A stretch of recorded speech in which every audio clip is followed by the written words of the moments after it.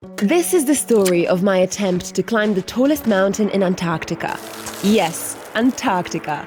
The mountain is called Mount Vinson. It's almost 5,000 meters in altitude and it's extremely remote. I joined a climbing expedition with Madison Mountaineering. We flew all the way from the south of Chile to an Antarctic base called Union Glacier, where we played a very cold game of volleyball, before taking another flight to Mount Vinson Base Camp.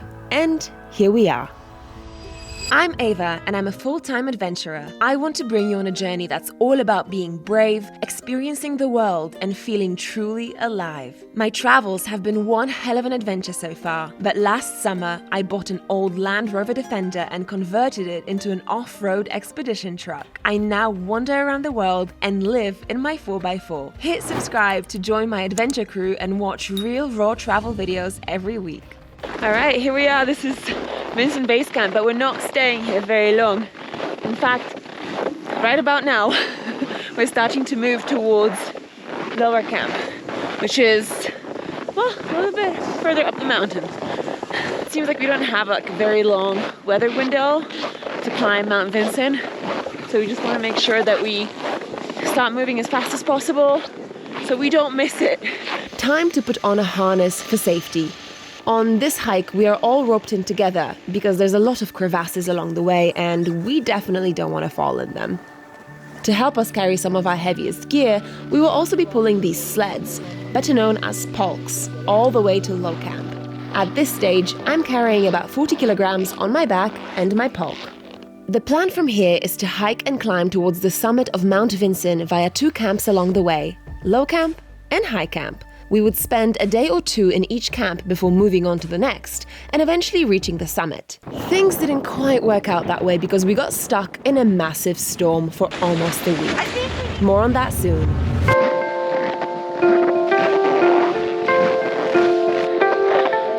Alright, we're making our very first quick little stop just to rest, have some tea, have some water, have some snacks. Check out the fog behind me. We got so lucky when we flew in here. We were the last plane and we got some news about what happened next. So what happened at the airport right after we left, Garrett? 20 minutes after you guys landed, the clouds came in and it was impossible for any more planes to come in. So we got super lucky that our whole team made it in before the flying shut down for the day. So hopefully our lucky streak continues all the way to the top. We'll see how it goes. All right, I'm gonna grab some tea, get a bit of rest before we continue our way up towards low camp.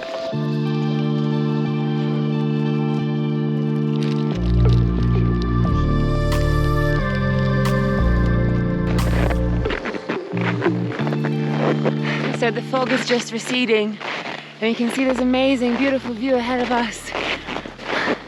The mountain range. Oh my God. It's just majestic. I have no other words to describe it. Pure majesty, covered with snow and fog and ice. Nothing grows here. There's no life apart from us. You can kind of see why.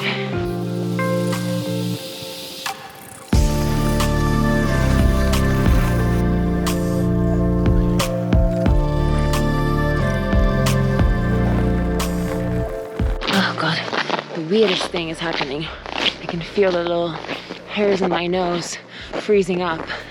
It's weird because it's cold, clearly, but we're moving. We're working our bodies, so this is the only layer I'm wearing, just a thermal. And yet, my nose is feeling very frozen. This is such a weird sensation. How you doing, Kazi? All good, all good.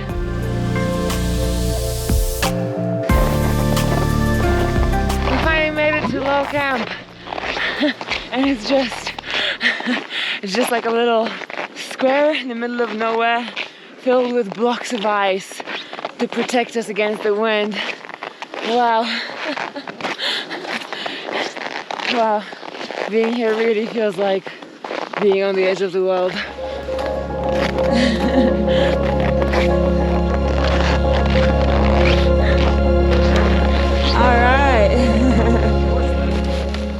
It's a sneaky place, Antarctica, because you're walking around exercising in your base layers, and then, you know, it feels like it's the Bahamas or something, and then suddenly you stop moving and hits you a wall of cold.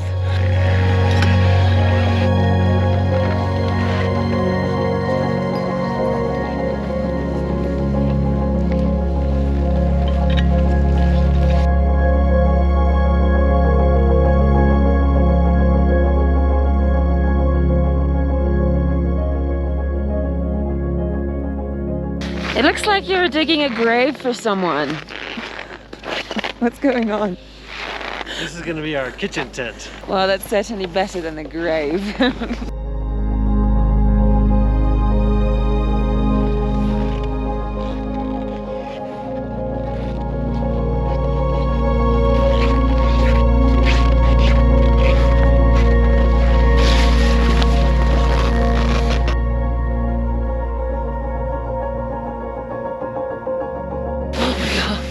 I'm so tired.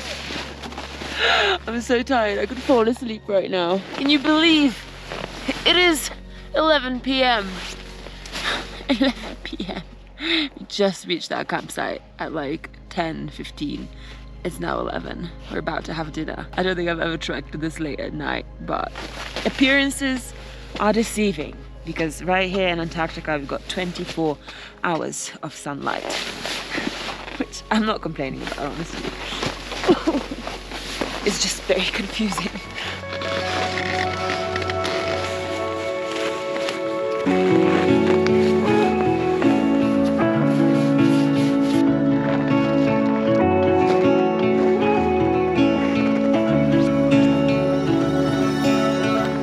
It is currently minus 25 degrees Celsius, which is, I think, one of the coldest temperatures I've ever experienced. It's not that cold, but it's gonna get even colder tonight. This entire field, this entire camp gets covered up by shade at night. So it's gonna get absolutely freezing, is what I'm saying. But for now, we're gonna have dinner right here in this super cozy little tent. Let me show you around. All right, hey guys. Hey, hey. How's it going? Hey. This looks cozy. Almost ready. Does it look good? It's delicious. All right, here we go. After a full day of adventuring, check this out: ravioli with tomato sauce and parmesan. Oh my god, I cannot wait to begin.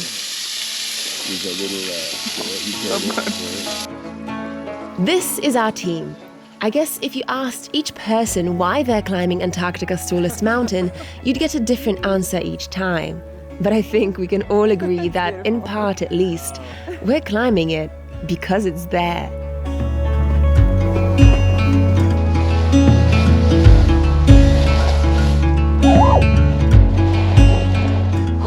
So I think the temperature might reach down to minus 30 degrees tonight. We'll see. It's hard to say. But it's almost 2 a.m. right now, and the sun is out, and it's completely bright. It's so hard to get used to this. Anyway, today was a kind of tough day. It was manageable, but definitely tough. And tomorrow we're going to take a small rest day. We're going to do some training drills here at camp and maybe take a small hike. The day after tomorrow, that's when we move to high camp. And after that, the summit, hopefully. All right, I'm going to go to sleep and see you tomorrow. Good night. Good morning from a low camp here at Mount Vinson. We're at about 3,000 meters, but funnily enough, my watch shows 4,500. Apparently it's something to do with barometric pressure, that like in Antarctica, around the South Pole, if you're at any altitude, it actually feels like you're about 1,000 meters higher. It's so freezing out here, honestly. I left this bottle with some water overnight in this like insulation like thingy, and it just froze solid. solid. But inside the tent right now in the middle of the day, suddenly it's actually quite warm because the sun's been beaming down on the tent for the last 4 or 5 hours that the camp has been in the light, like outside of the shade. So that's why I'm sitting here with just my base layers on. And it's actually quite nice. Anyway, we got some bad news this morning. So it turns out that someone at base camp, which is the camp just below us that we left from yesterday, tested positive for COVID. And they're really, really, really strict about these things here. So they're going to turn those people around and they're going to make us test for COVID this morning here at lower camp. And yeah, if anyone tests positive, then that means the expedition is over and we have to turn back around. Negative. Thank God. Oh, this is great. This is the fame I was hoping for. Don't be gentle, a little further, a little further. Come on, you can do it, Jake. Here we go. Nice. Oh, yep, I can see it. Awesome. Okay. Yeah. Now that we're all negative, phew, we can get on with our expedition. All right, so there's all these theories that people have about like aliens and about pyramids, how it's all connected, how the pyramids were actually built in various different parts of the world by aliens. And there is a pyramid in Antarctica too, and we just happened to find it. Check this out, unbelievable. Yeah.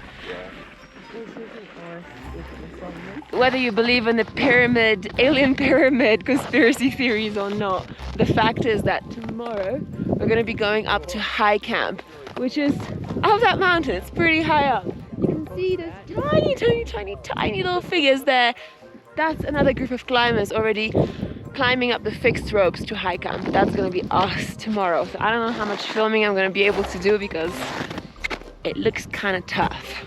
So I'm a little bit worried. I've never traveled on fixed ropes before. This will be my first time, so let's see how it goes.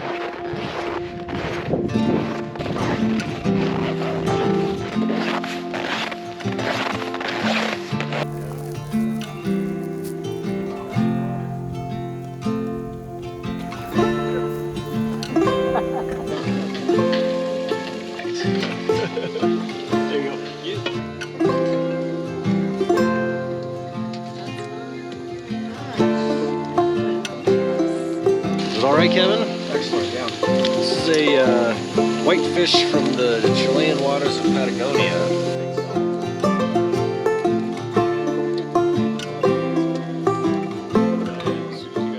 We all needed to get a good night of sleep because the next morning we would climb up towards high camp, our final stop before the summit.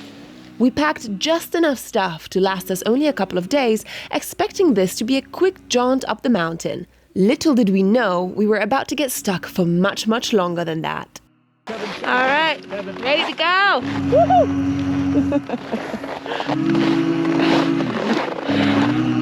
Off to high camp. This should take us, gosh, I don't know, 5, 6, 8 hours.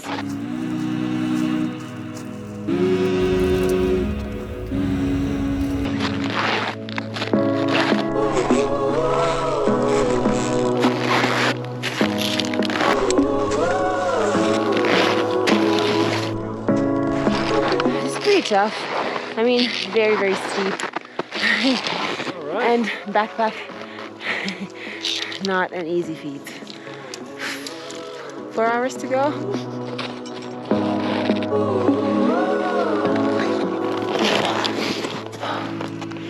This is high camp, a tiny speck in Antarctica's barren wilderness, the final step before the summit. After 7 hours, we finally made it to high camp. This is what it looks like. Okay, this is now the #1 most desolate, inhospitable place I have ever been to in my entire life. Wouldn't you agree? Absolutely. Yes. It just feels so like we shouldn't be here, you know? Like humans should not be here. But we are. We're due to wake up in 4 hours and start hiking to the summit pretty much immediately. Good morning from our tent here at high camp. This is KB.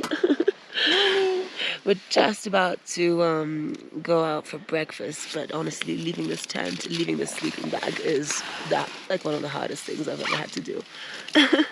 Anyway, 6 a.m.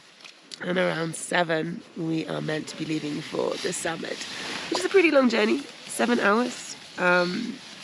So 7 hours there and 3 hours back, right? I think so. So it's quite a long day. I'm just hoping it's not as cold as it was yesterday. What's important is beauty. Absolutely, in the most extreme conditions. Alright, wish us luck for the journey ahead. It's gonna be a cold one. I think everybody's almost ready. Let's go.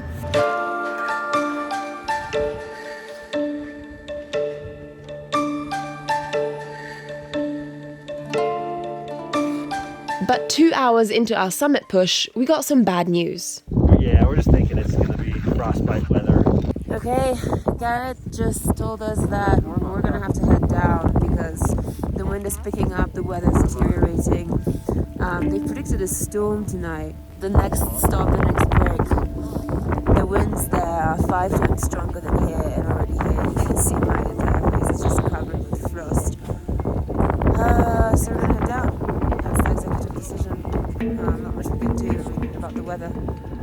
And I guess we'll see what happens next. I'm not sure if we're going to wait at high camp, hope for better weather, or head down. It's pretty f***ing cold though. High camp tomorrow, wind southwest 20 to 45, becoming west southwest 20 to 25 by 9 p.m. and then shifting northwest. Tomorrow's supposed to be much windier here. Yep. Significantly windier here. And then the following day improving on Monday, right? Not great, but better. Yeah, not great, but better. Yeah. So if anyone wanted to go down, today we could go down in the next couple hours before it starts getting worse up here.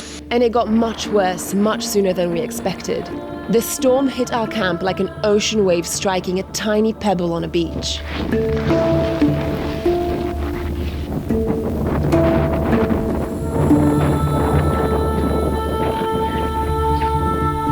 The winds were so intense that they blew away our kitchen tent. Garrett!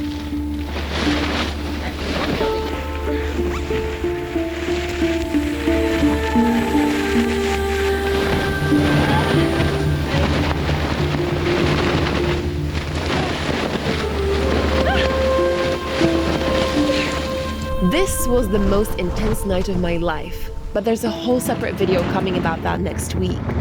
For now, let's go back in time for a moment. You might be wondering what kind of gear you need to climb an Antarctic mountain in these kinds of conditions. Well, let's just say you need a lot of it, and most of it is extremely warm and specialized. Alright, Ed gave me his seal of approval. I have pretty much everything that I need to make this expedition happen. So now I just need to pack it all into 2 duffel bags. Shameless plug, but if you want to see my gear list for this expedition, head over to my Patreon page over on patreon.com/AvaZubek. Well, that was pretty much a sleepless night. Oh. I need some time this morning to gather myself. The plan is to wait it out another day and see if there's a better weather window in 2 days to summit. It's not meant to be as crazy and as windy as last night, thank God.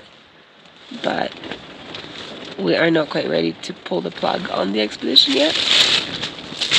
Give it 24 more hours. In the meantime, I just need to get my shit together because I feel like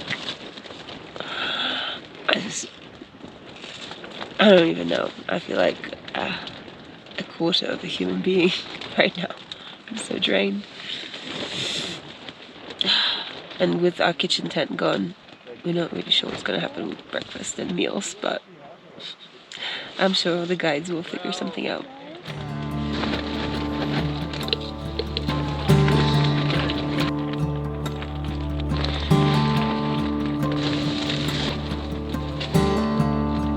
We don't have too many snacks left, so we kind of got a ration. Welcome to my Antarctica beauty routine.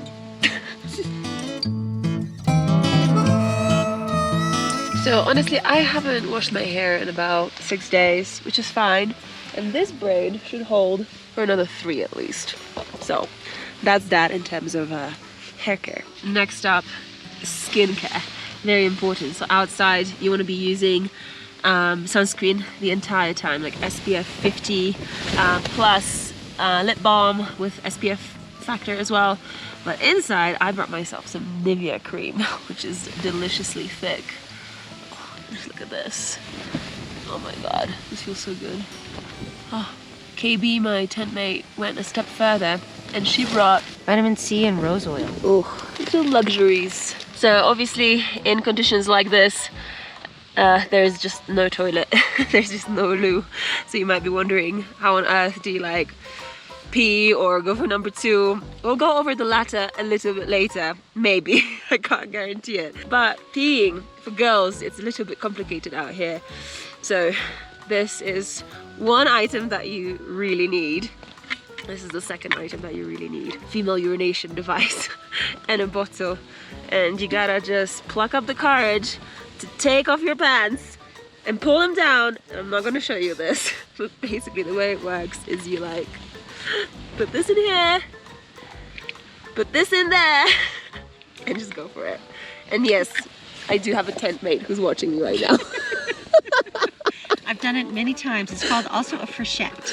A what? A frechette. Frechette. And I swear I love my frechette at high altitude. The biggest windstorm, when you're harnessed in on a rope with all men, works great. Like sometimes love my frechette. you just gotta get over it, you know, and just do it. I'm just gonna switch off the camera now and leave the rest to your imagination. Now about the peeing thing, the toughest thing about it is not even, you know, sharing the moment with your tent mate. That's fine. Oh, the toughest moment is taking your pee bottle to empty it outside. Oh, in weather like this. I can walk facing the wind. Oh my god.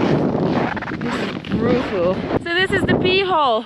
This is where you drop your pee. Very, very basic. There's nothing romantic about this. Nothing. Really nothing. Okay, there's a small break in the wind, which means there's a lower chance of spillage. Definitely the most extreme toilet conditions I've ever experienced, and the most extreme you're ever likely to experience anywhere. You close the toilet, and that's that. Okay, so since our kitchen blew away completely, let me show you. This is where it was. This was actually our kitchen and our dining room. That's gone somewhere on the glacier, somewhere in Antarctica.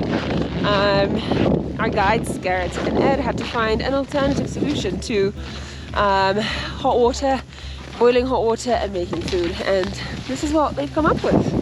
How's it going? Adding Antarctic ice and snow into the aluminum pot. We've got some burners underneath here, burning white gas, benzina in Spanish. And after a few hours, we'll have hot water. How many kilograms of ice or snow do you need to boil 1 liter of water? Oh my gosh, I don't know, a lot. So here we've got bacon going this morning. Anybody wants some bacon? oatmeal. Oatmeal, palm syrup, strawberry jam. Wow, hot water over there. Alright. This is a pretty good alternative solution. It's my new favorite. KB and I are both vegetarian, but in circumstances like this, we're like, Bring it on. we just need to eat. In a place like this, You gotta survive. yeah, you gotta survive, as Garrett just said.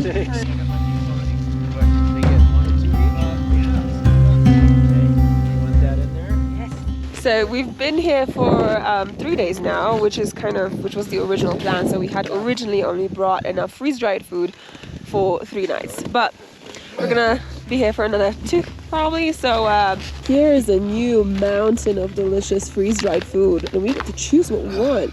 1 each first. Rick, we're gonna go 1 each and 1 each. Okay.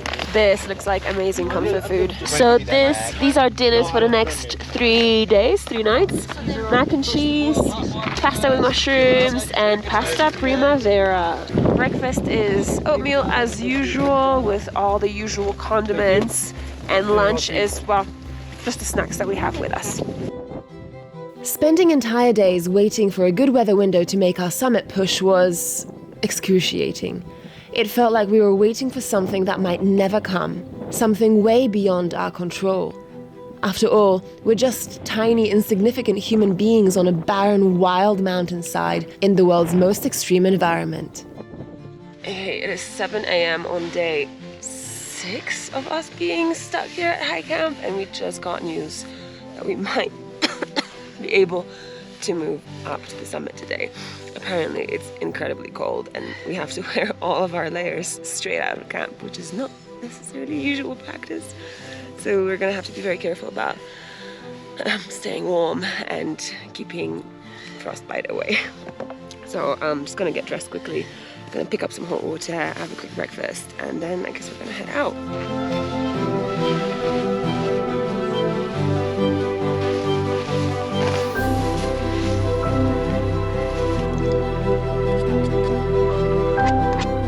So check this out. I've got, how many layers on? Well, I've got my underwear, that's 1. Long johns, that's 2. Leggings, 3.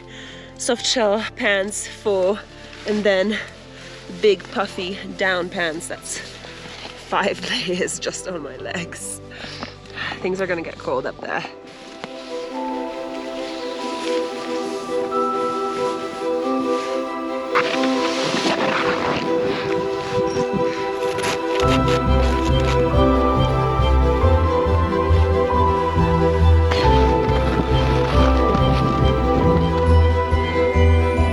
All set. Ready to go.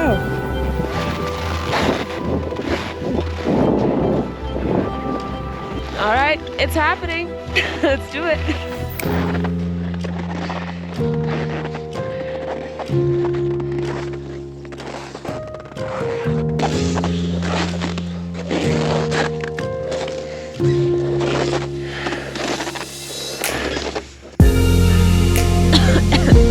I'm slightly dying, but let's see. Hopefully we'll make it to the top.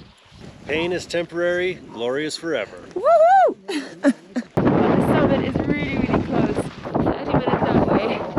So we're almost there. Almost there. I know it looks like an effortless few moments on video, but honestly, it was a long, draining, exhausting upward slog. I barely filmed anything during the 6 hours it took us to get here. The summit is really close now.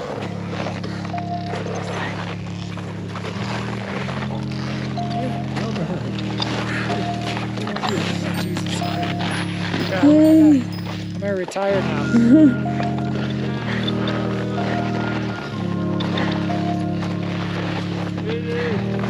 Alright, we're like 2 minutes away.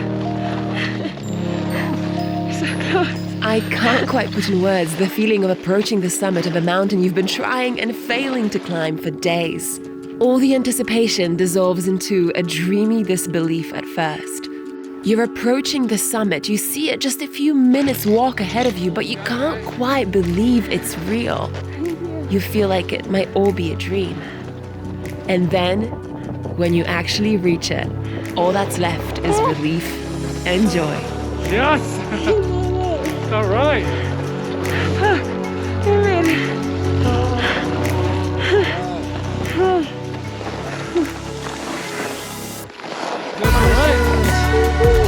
Hey, come on over. Oh boy. Great job. Good job. Way to go. Good job. Great work. Be careful.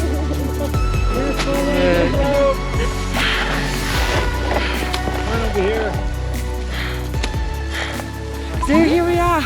We made it to the summit of Mount Vinson, the tallest mountain in Antarctica.